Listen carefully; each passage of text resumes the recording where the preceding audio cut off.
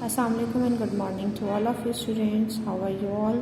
Hope so that you are good and fine by the grace of Almighty Allah Subhanahu wa Taala. Myself Mr. Vidya Kohar, your science teacher.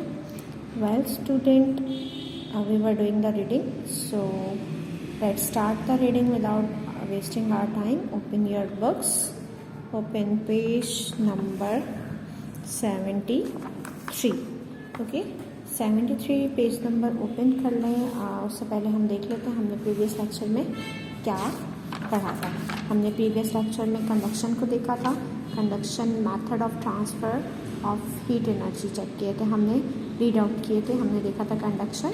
उसके बाद हमने convection and radiation कल के lecture में read out किया था।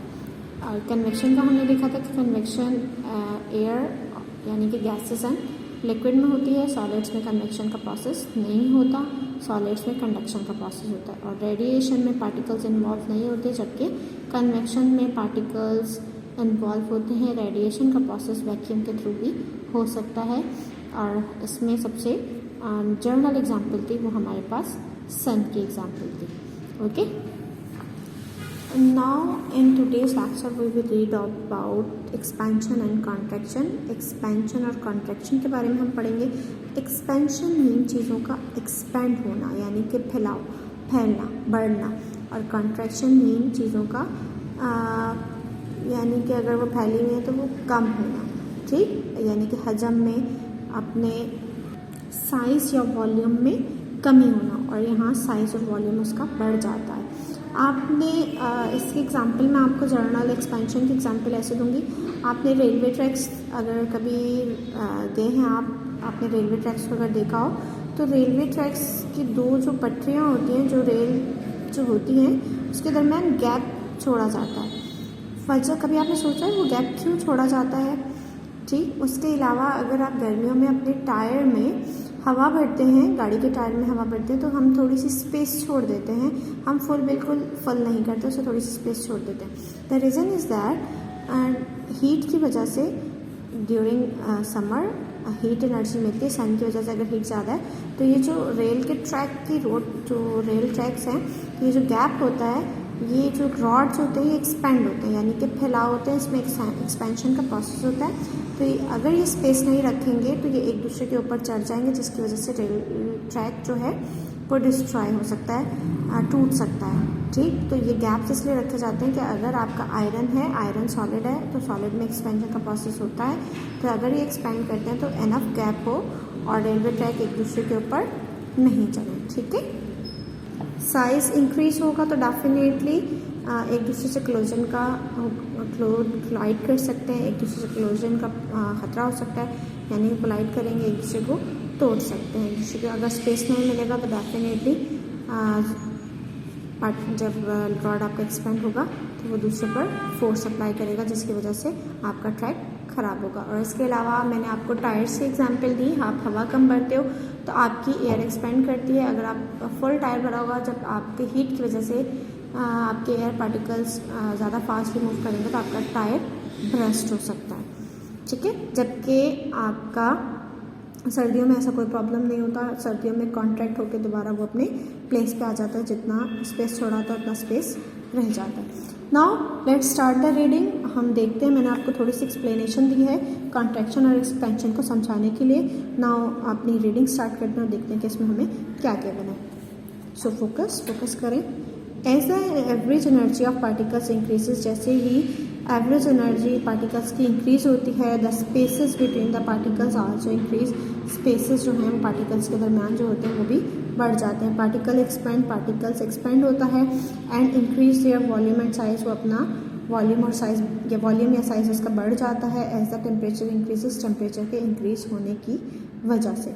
As the average energy of particles decreases, और जैसे ही पार्टिकल्स की एवरेज एनर्जी कम होती है, the spaces between the particles also decreases, particles के दरमियान जो स्पेसेस होते हैं वो भी कम हो जाते हैं। दे कॉन्ट्रैक्ट, वो कॉन्ट्रैक्ट हो जाते हैं, और डिक्रीज है वॉल्यूम और साइज, और उसका साइज या वॉल्यूम उसका कम हो जाता है। As the temperature decreases, temperature के डिक्रीज होने से। तो मेन रीज़न क्या है कॉन्ट्रैक्शन और एक्सपेंशन की? टेम्परेचर। किसकी वजह से हो रहा है? टेम्परेचर के इंक्रीज और डिक्रीज होने की वजह से, इंक्रीज और डिक्रीज होने की। टेम्परेचर इंक्रीज होगा तो एक्सपेंशन का प्रोसेस होगा, डिक्रीज होगा तो कॉन्ट्रैक्शन का प्रोसेस होगा। Okay, expansion and contraction in solid. Solids में expansion and contraction. Solids can expand और कॉन्ट्रैक्ट। सॉलिड एक्सपेंड भी होते हैं और कॉन्ट्रैक्ट भी होते हैं डिपेंडिंग ऑन द टेम्परेचर और average energy of the particle. किस पे डिपेंड करता है? टेम्परेचर और एवरेज एनर्जी पर। जितने भी सॉलिड्स हैं उसके टेम्परेचर और एवरेज एनर्जी पर डिपेंड करता है। हाँ, सॉलिड आपका वुड भी है, वुड आपकी एक्सपेंड नहीं करेगी ना ही कॉन्ट्रैक्ट करेगी, उसका साइज सेम रहेगा। ठीक है। Expansion and contraction in gases. Gases के अंदर expansion and contraction. When the particle in gases are heated, जब गैस के अंदर पार्टिकल्स जो हैं वो हीट किए जाते हैं यानी हीट मिलती है, देयर एवरेज एनर्जी इंक्रीजेस, उसकी एवरेज एनर्जी बढ़ जाती है, and they need more space, और उन्हें ज़्यादा स्पेस की ज़रूरत होती है टू मूव अराउंड, एक घूमने के लिए। सो दे एक्सपेंड, तो वो एक्सपेंड करते हैं। When the particle in gases are cool, जब गैसेस के पार्टिकल कूल डाउन होते हैं, द वॉल्यूम डिक्रीजेस, उसका वॉल्यूम डिक्रीज हो जाता है और कॉन्ट्रैक्ट यहाँ पे कम हो जाता है, because the particles now need less space to move around, क्योंकि उन्हें कम स्पेस चाहिए होती है मूव करने के लिए। देखिए, हीट एनर्जी आप जब पार्टिकल को देते हो तो पार्टिकल तेज़ी से वाइब्रेट करना स्टार्ट करता है। एयर पार्टिकल्स हैं तो आपको पता है एयर पार्टिकल्स या गैस पार्टिकल्स एक दूसरे से बहुत दूर होते हैं तो एक दूसरे से कोलाइड करते हैं। जब उसकी एनर्जी ज़्यादा होगी तो वो तेज़ी से कोलाइड करेंगे, और जब तेज़ी से कोलाइड करेंगे वो ज़्यादा स्पीडली जो भी कंटेनर होगा उसकी वॉल से टकराएंगे, यानी कि उन्हें ज़्यादा स्पेस चाहिए होगा। और जब ज़्यादा स्पेस नहीं मिलेगा उन्हें तो डेफिनेटली वो जो कंटेनर है वो ब्रस्ट होने का खतरा होता है। ठीक है। तो जैसे मैंने आपको टायर की एग्जांपल दी, वो किसकी एग्जांपल थी? गैसेस की। और मैंने आपको रेलवे ट्रैक्स की एग्जांपल दी, तो वो किसकी एग्जांपल थी? सॉलिड्स की, मेटल रॉड्स।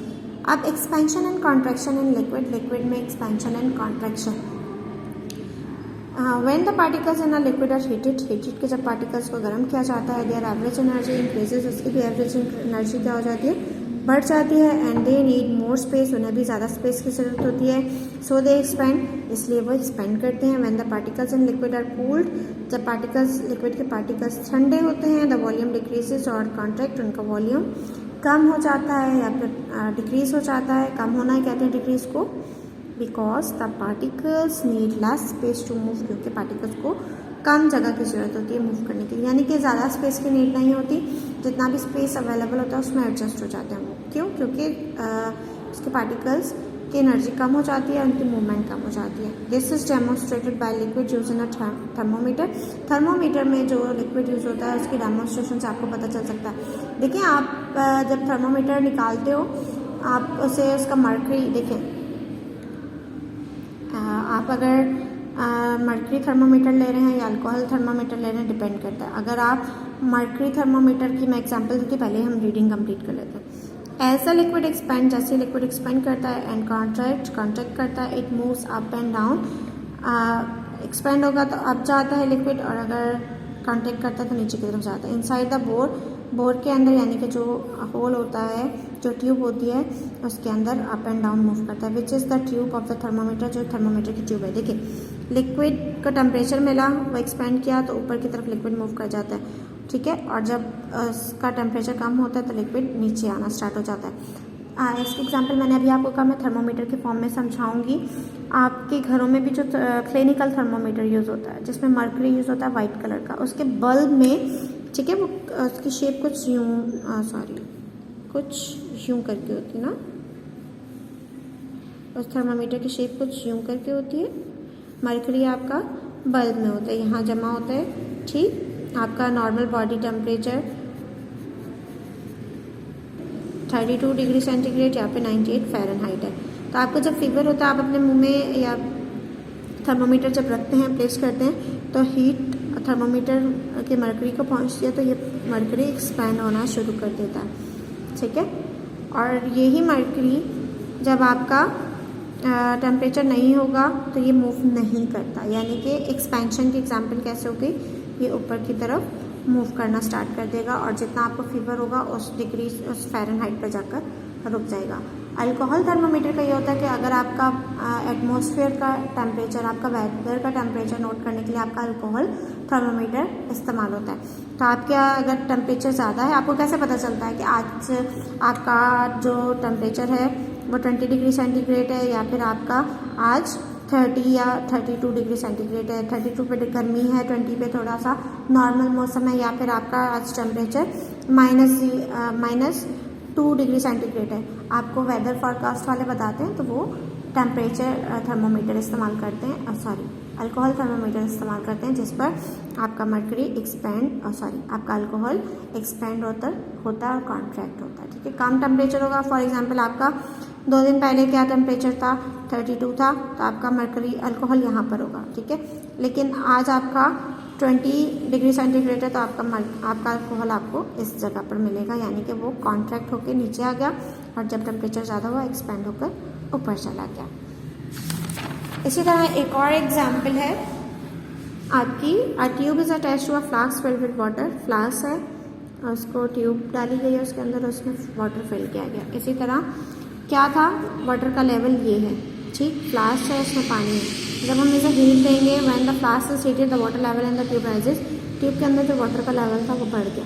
ठीक है, पहला लेवल इसका ये था, ठीक है, ये था इसका पहला लेवल, और जब आपने उसे हीट प्रोवाइड की तो लिक्विड एक्सपेंड हो गया। जब आप हीट हटा देंगे ठंडा हो जाएगा, दोबारा से नीचे आ जाएगा। न्यू वाटर लेवल, ये ट्यूब है आपकी, फ्लास्क और वाटर है।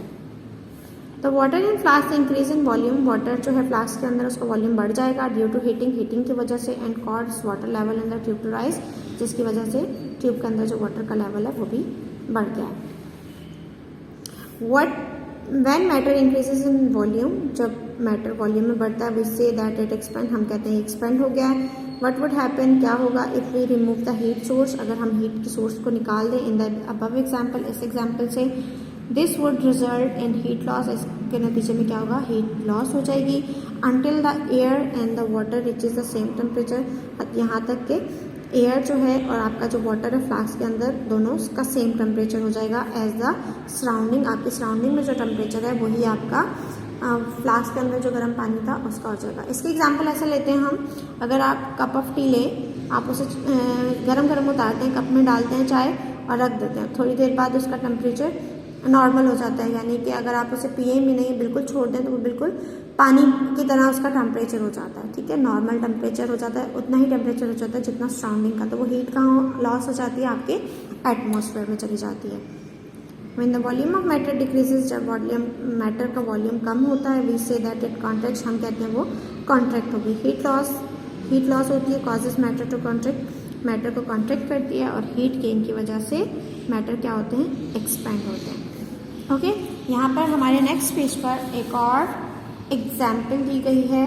Now can you open a tight lid of a container, आपके कंटेनर को, किसी बॉटल को, लोहे की, अगर वो शीशे की बॉटल है, ऊपर लोहे का कैप है, उसका लिड है, आप उसे क्या खोल सकते हैं। Lid of container can not be open, आप जोर लगाएंगे उसे ओपन नहीं किया जा सकता। उसी कैन को आप उल्टा करके गर्म पानी में रख देंगे थोड़ी देर के लिए, तो आपकी जो कंटेनर की लिड है वो खुल जाएगी। क्यों? क्योंकि आपको हीट मिली, आपको वो मेटल लिड है, उसे हीट मिली, जिसकी वजह से वो एक्सपैंड हुई। एक्सपैंड होने से उसने स्पेस छोड़ा, ठीक है, स्पेस छोड़ा। अगर उसे कूल करेंगे, फ्रीजर में रखेंगे, तो वो मज़ीद टाइट हो जाएगी, क्योंकि वो कॉन्ट्रैक्ट हो जाएगी टेम्परेचर के चेंज की वजह से। तो वो एक्सपैंड हुई, और जिसकी वजह से वो आराम से खुल गई। Okay student, this is all about today's lecture. Hope so आप लोगों को कॉन्ट्रैक्शन और एक्सपेंशन का कॉन्सेप्ट समझ में आ गया होगा। इंशाल्लाह we will meet in next lecture with new topic, that is conductors and insulators.